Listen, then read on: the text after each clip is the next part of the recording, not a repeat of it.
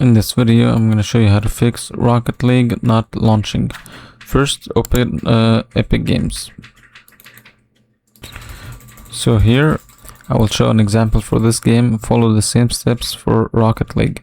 So right click on the three dots on Rocket League, go to Manage, and you want to see Verify Files. Click Verify Files.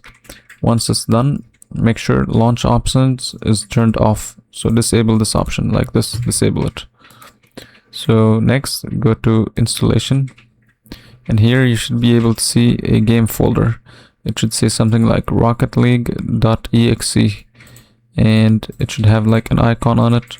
So right click on the folder, the game folder.exe, then Properties, then Compatibility, disable full screen, run as administrator.